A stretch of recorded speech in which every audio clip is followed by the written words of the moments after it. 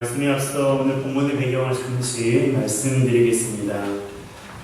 이스라엘을 멸망시킨 아수르라는 나라는 이스라엘 백성을 2만 7천여 명이나 다른 지역으로 강제 이주를 시켰습니다. 그리고 이스라엘 땅에는 다른 점령 지역 사람들로 채웠는데요.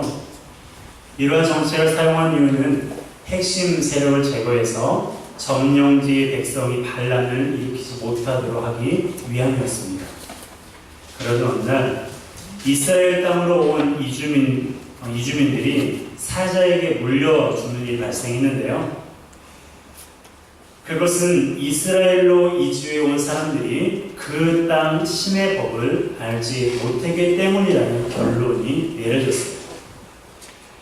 이 복에서 알 수 있는 것처럼 당시 사람들은 각 지역마다 신이 있다고 생각했습니다. 그래서 강대국이 아수르국을 점령할 때에 했던 행동 중에 하나가 그 지역 수호신의 신상을 탈취하는 것이었어요.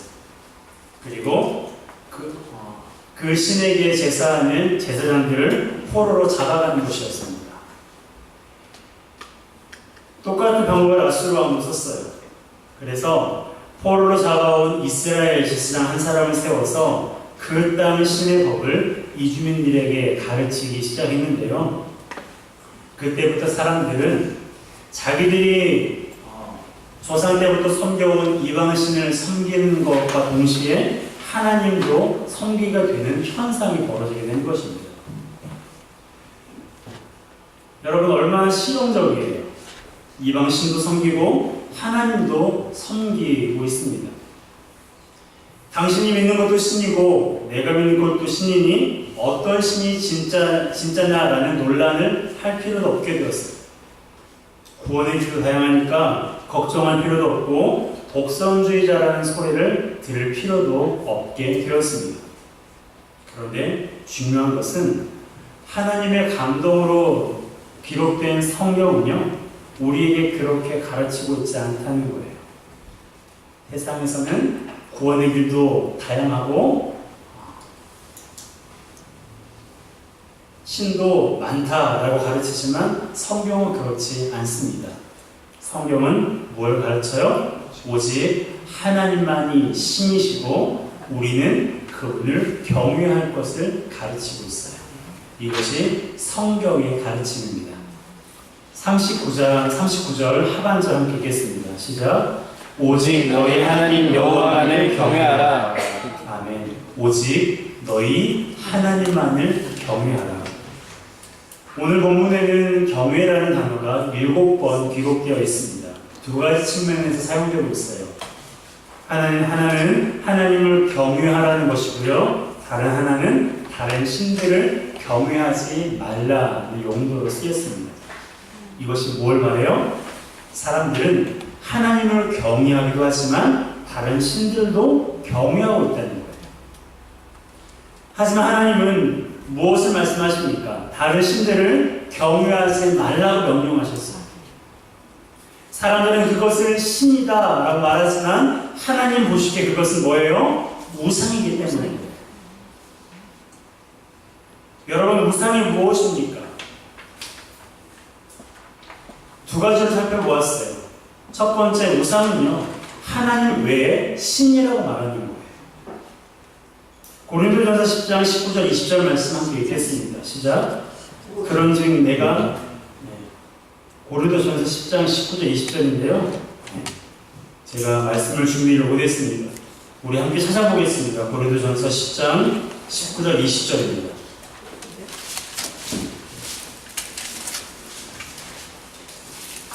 신약 275쪽에 있습니다.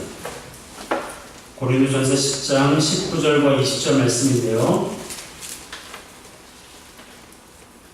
함께 읽겠습니다. 시작. 그런즉 내가 무엇을 말하느냐? 우상의 제물은 무엇이며 우상은 무엇이냐? 무릇 일반이 제사하는 것은 귀신에게 하는 것이요 하나님께 제사하는 것이 아니니 나는 너희가 귀신과 교제하는 자가 되기를 원하지 아니하노라. 아멘. 여기 기록된 이방인은 하나님을 알지 못하는 사람을 가리킵니다. 그들은 자기들이 믿고 있는 신에게 제사를 하는 사람들이에요. 여러분, 제사가 뭐예요? 제사는 제물이나 예물을 드리는 행위를 말합니다.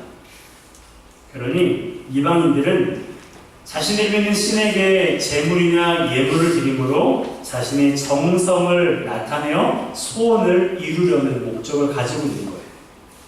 하지만 성경은 뭐라고 말하고 있습니까? 제사하는 것은 귀신에게 하는 거라고 말씀하고 있습니다.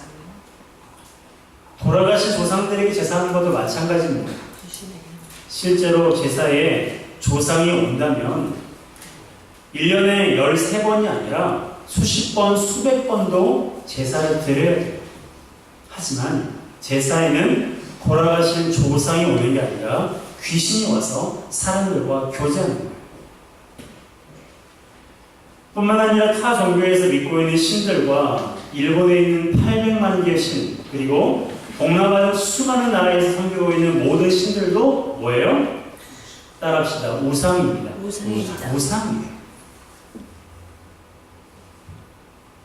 사람들은 그것들을 섬기며 그들과 귀신들과 교제하는 거예요. 그래서 하나님께서 우상 숭배를 철저하게 금하라고 명령하신 것입니다. 여러분, 귀신은 악한 영이에요. 이것을 모르는 사람은 없습니다. 귀신은 악한 영이에요. 악한 영과 교제하면 우리에게 유익이 있을까요? 여러분, 악한 영과의 교제는요, 우리를 악하게 만들고 패배하게 만들 뿐이에요.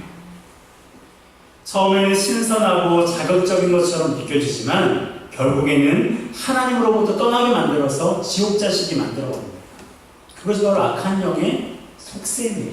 목적이에요. 두 번째로 탐심도 우상숭배라고 성경은 가르치고 있어요. 골로새서 3장 5절에 보면 탐심은 우상숭배니라라고 말하고 있습니다. 탐심이란 무언가를 가지려는 과도한 욕망이나 남의 것을 더 가지려는 지나친 욕심을 말합니다. 예수님은 탐심이 사람을 더럽게 하는 인간의 일반적인 속성이라고 가르치셨고요.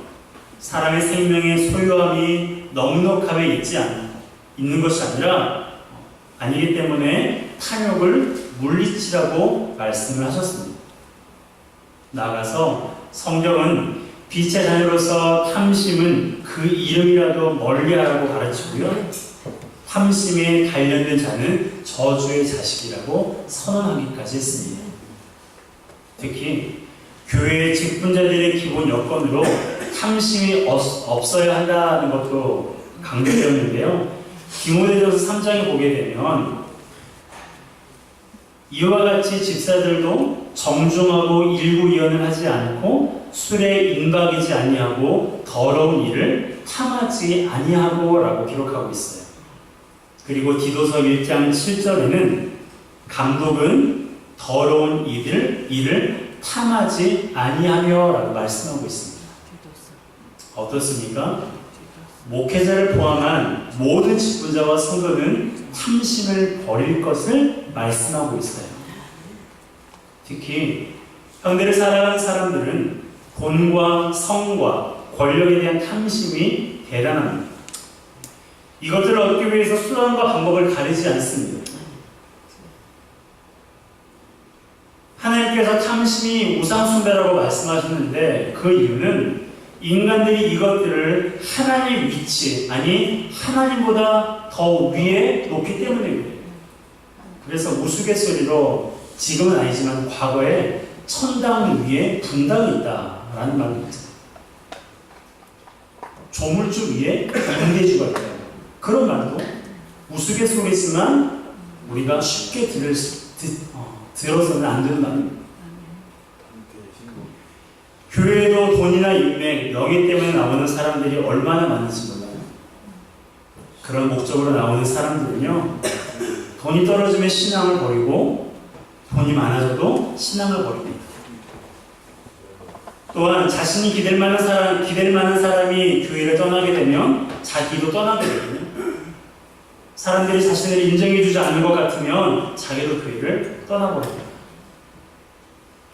여러 가지 이유도 되겠지만 돈과 인맥과 명예가 그 사람에게 우상이기 때문입니다.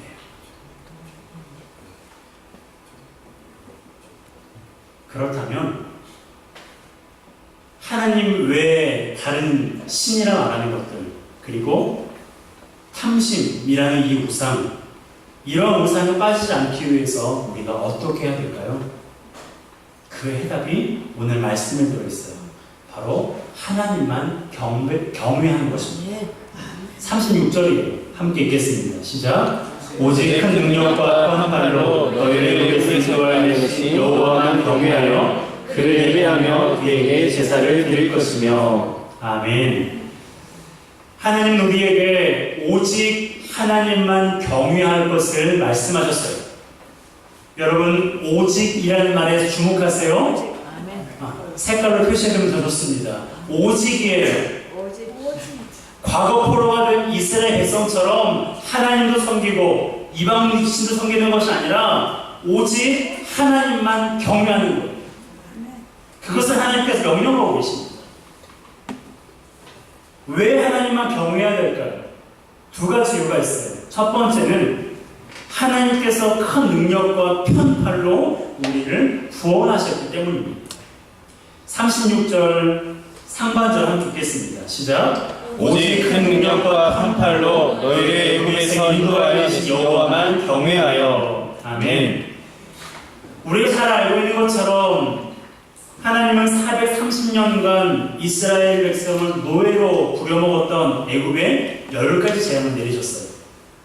당시 태양이라고 불리는 바로가 하나님이 내리신 재앙에 굴복하고 말았습니다.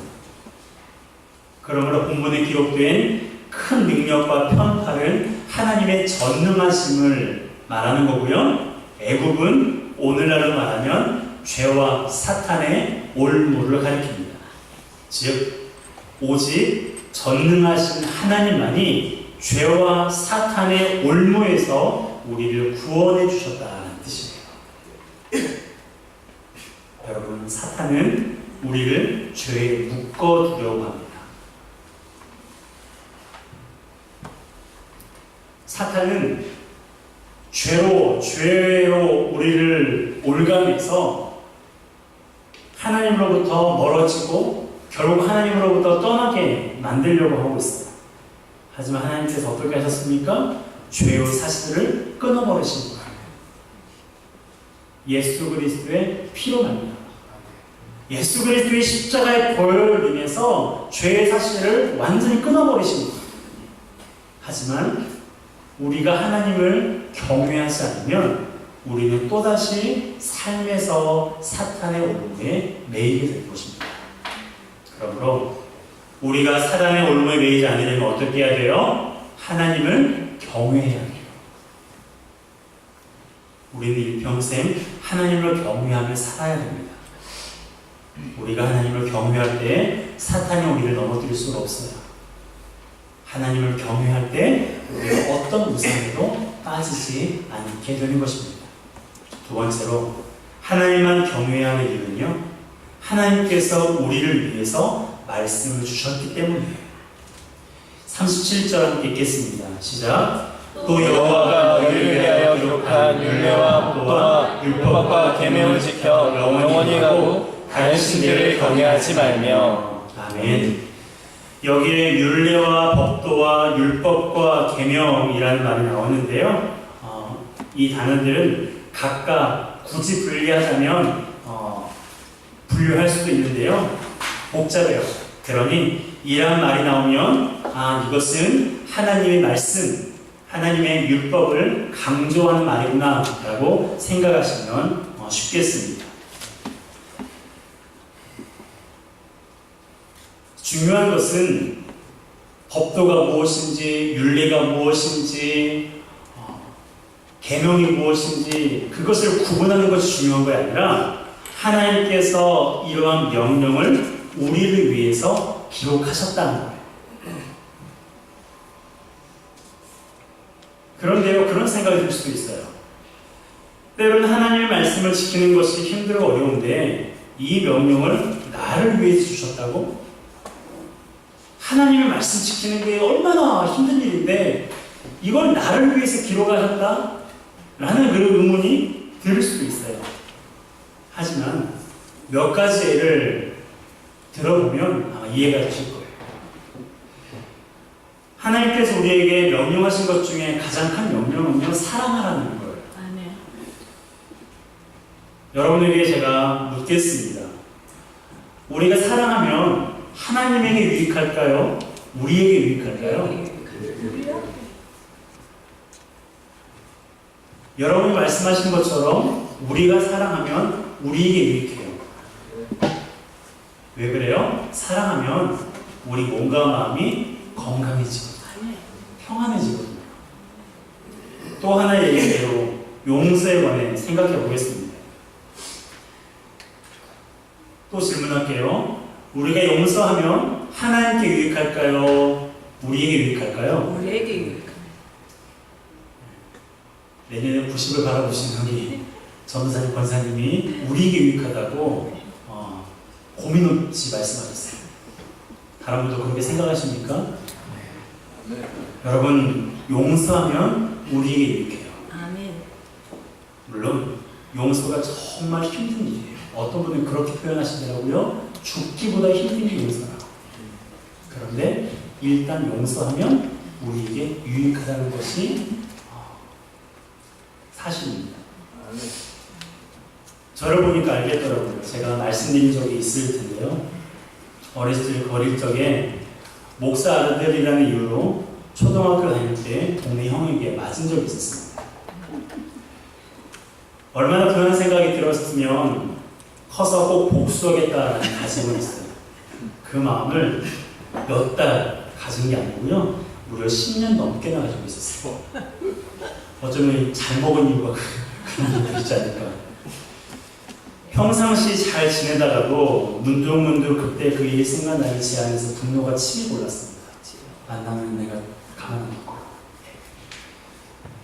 그러다가 21살 때 예수님을 나의 주님, 나의 하나님으로 영접했습니다. 그런데 놀라운 사실은요, 예수님을 내가 만났는데 10년 동안 저를 괴롭힌 분노가 사라지고 평안이 많은 거예요. 그리고 이런 기도가 나왔어요. 하나님, 그 형을 불쌍히 여겨주세요. 물론 이사와서 그 형을 만나지 못했습니다. 하지만 제 마음에 10년 넘게 저를 괴롭히는 분노가 사라졌고요. 그 형에 대한 긍휼의 마음이 제 안에 생기게 되었습니다. 용서하니까 제가 살겠더라고요. 그걸 우리 주님이 아시고 힘들지만, 죽기보다 힘들지만 우리에게 용서하라고 명령하신 거예요. 이와 같이 하나님은 우리를 위해서 하나님의 말씀을 주시는 것입니다. 여러분, 특히 청소년, 청년 여러분, 하나님을 경외하되 지금 이때 하나님을 경외하시기를 주님의 이름으로 축복합니다. 하나님을 경외하는 것이 모든 지식의 근본이에요. 하나님을 경외하는 것이 모든 삶의 가장 기본입니다. 기초예요. 그렇다면 우리가 하나님을 경외하기 위해서 어떻게 해야 될까요? 두 가지를 생각해 볼게요. 첫 번째는 우리가 하나님을 경외하기 위해서 가장 먼저는 나의 하나님으로 만나야 된다. 아멘. 39절 상반절 다시 한번 읽겠습니다. 시작. 오직 너희 하나님 여호와를 경외하라. 아멘. 오직 너희 하나님 여호와만을 경외하라. 성경은 이렇게 말씀하고 있습니다. 우리가 누군가를 존경하려면 그 사람과 개인적인 만남을 가져야 돼요. 글이나 영상을 통해서 만날 수도 있지만 그러면 한계가 있습니다. 그런데요, 직접적으로 깊은 관계를 맺고 보면 때로는 실망스럽기도 하지만 존경받을 만한 사람은요, 더 존경하고 싶은 마음이 생겨요. 저에게도 있습니다. 하나님도 마찬가지예요. 성경에 기록된 하나님에 대해서 알고 누군가가 간증하는 하나님에 대해서 듣는다고 하나님을 경외하는 마음이 생길 수도 있지만 그리 많지는 않습니다. 내가 직접 하나님을 나의 하나님으로 만날 때 내 안에 하나님을 경외하는 마음이 생깁니다. 사람은 가까이 하면 할수록 실망스러울 때가 있습니다. 하지만 하나님은 가까이 하면 할수록 매력 있는 분이세요. 하나님은 꽉 막히신 분이 아니고요, 굉장히 유연하신 분이라는 것을 알게 될 거예요. 항상 진지하신 분이 아니라 정말 재밌고 유쾌하신 분이라는 것을 그분 가까이 가면 알게 됩니다. 볼수록 매력 있는 사람을 두 글자로 뭐라고 하죠? 볼매라고 하죠. 하나님은 그런 분이니까요. 하나님 볼매. 볼수록 매력 있고 가까이 할수록 매력 있는 분이 하나님이세요. 그러므로 하나님을 멀찌감치 서서 보지 마시고요, 나의 하나님으로 가까이에서 하나님을 만나시기 바랍니다. 그래야 하나님을 경외하는 마음이 생겨요. 두 번째로, 하나님을 경외하기 위해서는 나와 세운 언약을 잊어서는 안 됩니다. 38절 말씀 함께 읽겠습니다. 시작. 또 내가 너희와 세운 언약을 잊지 말며 다른 신들을 경외하지 말고. 아멘. 내가 너희와 세운 언약을 잊지 말아라. 하나님께서 말씀하셨어요. 우리는 방금 전에 하나님을 경외하는 이유를 배웠습니다. 두 번째가 뭐였어요? 하나님께서 우리를 위해서 말씀을 주셨기 때문이라고 배웠습니다.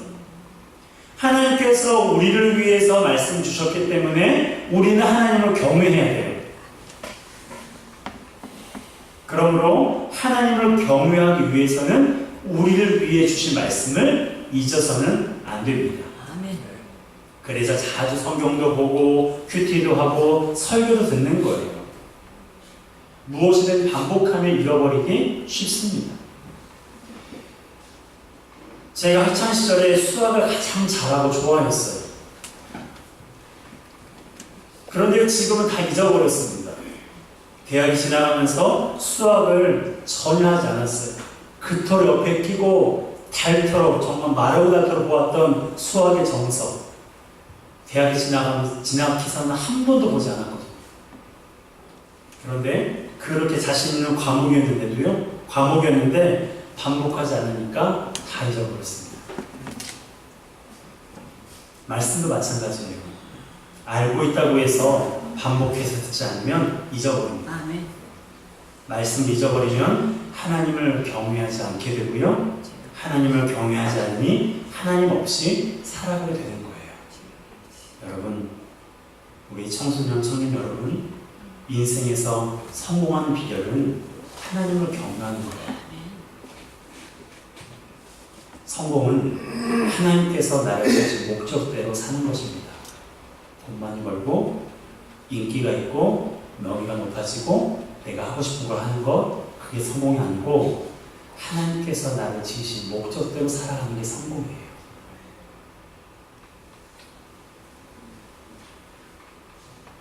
우리 청소년들과 청년들이 인생에서 성공했으면 좋겠어요.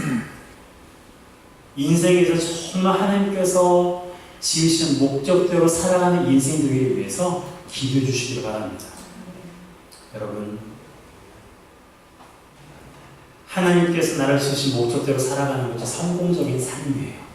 그러므로 하나님보다 우선하고 있는 모든 것들을 다 내려놓고 오직 하나님만을 경외할 때 우리가 그러한 삶을 살아갈 수가 있는 것입니다. 하나님보다 우선하고 있는 것이 무엇입니까? 그것이 여러분들의 스펙입니까? 인맥입니까? 여러분, 그것은 잠시 잠깐 우리에게 유익을 줄 뿐이에요. 하지만 그것이 결단코 우리 인생을 행복하게 만들 수 없다는 것을 우리는 언론을 통해서 수없이 보고 듣고 있습니다. 그러므로 세상에서 성공하게 만드는, 세상에서 행복하게 만든다는 것에 귀를 기울이지 말고 하나님을 경외할 때, 하나님께서 지으신 목적대로 살아갈 때 진정한 행복, 진정한 성공이 있다라는 말씀을 기억하며 오직 하나님 한 분만을 경유하는 우리 모든 청소년, 청년, 우리 모든 성도들이 되기를 주님의 이름으로 축복합니다. 함께 찬양하겠습니다. 내가 주인 삼은 모든 걸 내려놓고 내 주 되신 주 앞에 나아갑니다.